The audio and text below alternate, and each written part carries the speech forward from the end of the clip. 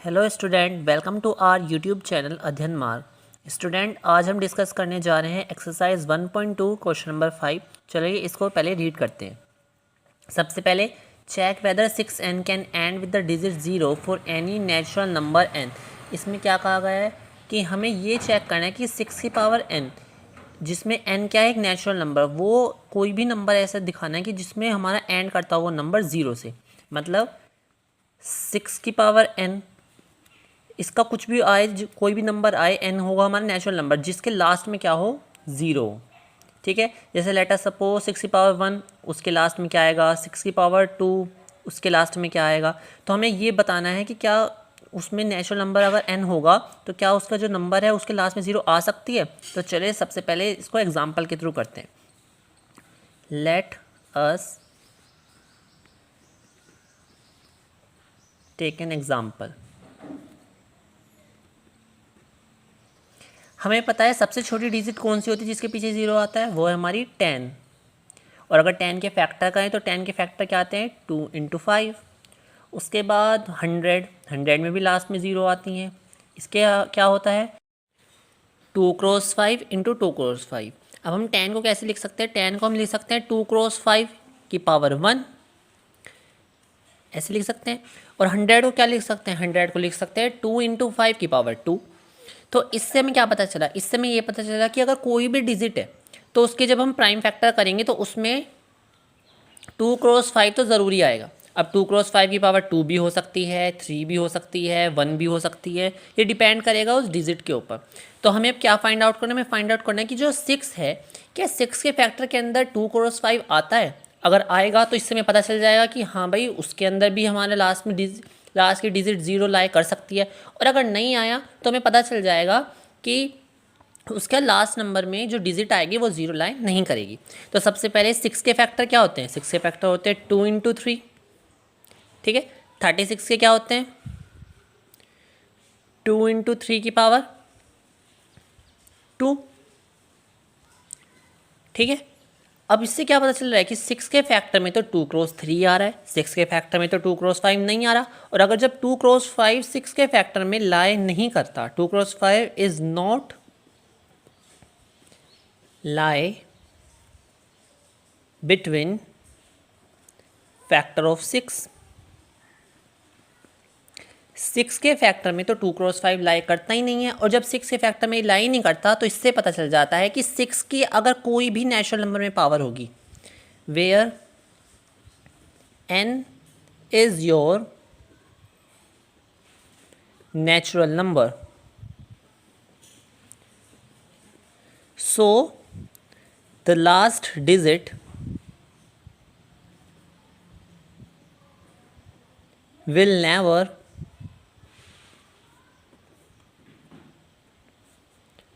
comes 0।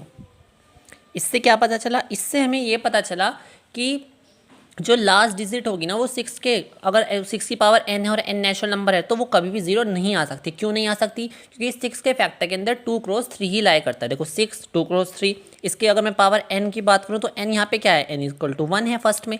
36 में 2 cross 3, इसकी power 2, तो n यहाँ पे क्या है, 2 है, क्योंकि देखो n 1 भी नेचुरल नंबर होता है, 2 भी नेचुरल नंबर होता है। तो क्या कोई ऐसा फैक्टर, कोई ऐसी डिजिट आ रही है जो 6 के की पावर n हो और उसका जो लास्ट डिजिट है वो 0 आ रहा हो, नहीं, ऐसा तो कुछ भी नहीं आ रहा।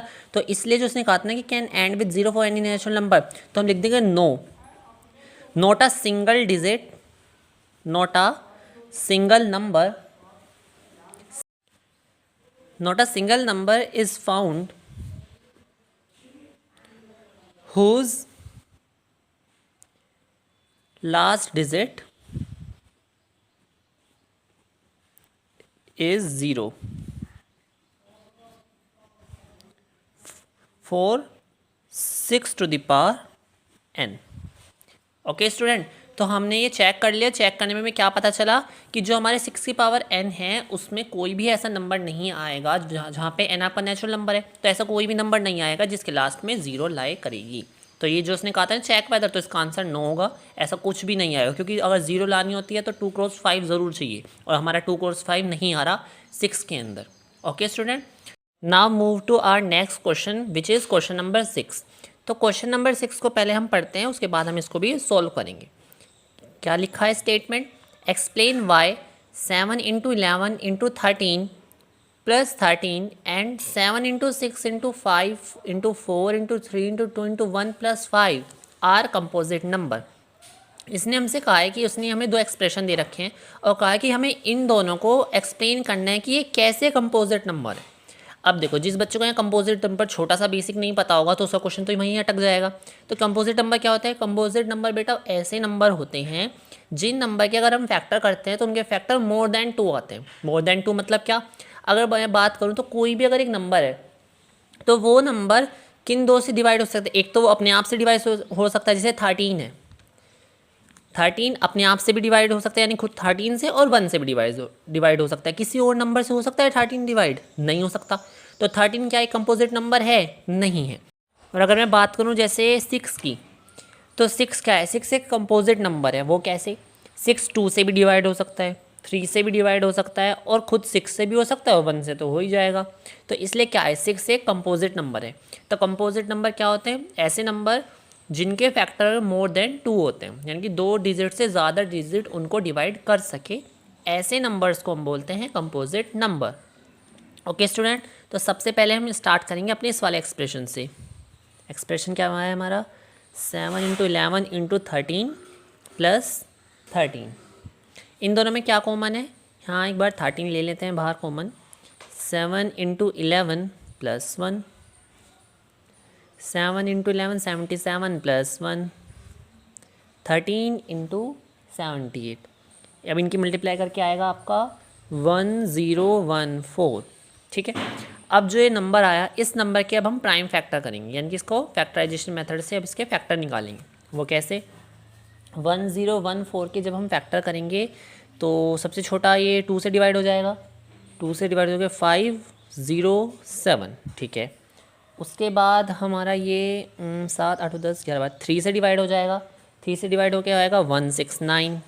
ठीक है। उसके बाद 13 से डिवाइड हो जाएगा, 13 जो 169, और फिर एक और बार 13 से। तो 1014 के हमारे क्या फैक्टर आए?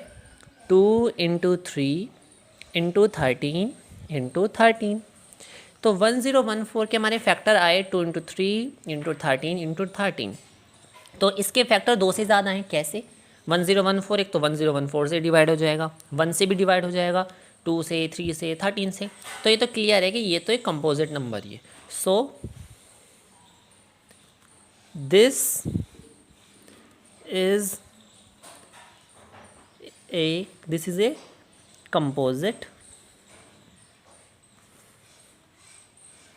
Number because it has more than 2 factors, क्योंकि इसके पास 2 फैक्टर से ज़्यादा फैक्टर हैं, इसलिए ये एक कंपोजिट नंबर होगा। अब हम लेते हैं अपना अगला expression, which is 7 into 6 into 5 into 4 into 3 into 2 into 1 plus 5। दोनों में क्या कॉमन है? 5 को बाहर ले लेते हैं। 7 6 4 3 2 प्लस 1। ठीक है। इसकी मल्टीप्लाई करके क्या आएगा? 1008 प्लस 1। 5 इंटू 1009, 5 की जब इसमें मल्टीप्लाई करेंगे तो आएगा 5045। अब ये जो आया 5045, इसको अब हम डिवाइड करेंगे। 5045 सॉरी फैक्टर करेंगे इसके। फैक्टर जब करेंगे 5045 की तो पहले 5 से कटेगा, 5 से कटने का आंसर आएगा इसका 1009। अब 1009 से डिवाइड होगा। ठीक है। तो इसका क्या आया 5045 का? 5 इंटू 1009 इंटू 1। तो ये भी एक कंपोजिट नंबर ही होगा। कंपोजिट नंबर कैसे? क्योंकि इसके भी जो फैक्टर आ रहे हैं वो 2 से ज़्यादा आ रहा है। एक तो आ रहा है 5, एक आ रहा है 1009, एक 1 आ रहा है और एक ही खुद से भी डिवाइड हो ही जाएगा 5045 से। So clearly this is also a composite number because it has also more than 2 factors. More than 2 factors. Okay student, तो क्वेश्चन नंबर 6 में उसने ये कहा था कि आपको एक्सप्लेन करना है कि जो दोनों एक्सप्रेशन हैं ये दोनों आपके कंपोजिट नंबर्स हैं। हमने पहले वाला लिया, उसको हमने सोल्व किया, उससे एक डिजिट बनाई, पूरी वो नंबर बनाया और नंबर के आगे हमने जब प्राइम फैक्टर मेथड से उसके फैक्टर निकाले और उससे हमें क्लियरली पता चल गया कि ये भी हमारा एक कंपोजिट नंबर है। उसके बाद हमने सेकंड वाला लिया, सेकंड वाले को सोल्व किया फर्दर, 5045 आया, उसके फैक्टर निकाले और उसके फैक्टर निकालने के बाद हमें पता चल गया कि ये भी हमारा एक कंपोजिट नंबर है। ओके स्टूडेंट, आई होप आपको ये क्वेश्चन भी समझ में आया होगा और बिल्कुल ईजी था, कोई ज़्यादा टिपिकल है नहीं इसमें। तो आप अच्छे से प्रैक्टिस करते रहिए and do like and subscribe our channel. Thank you.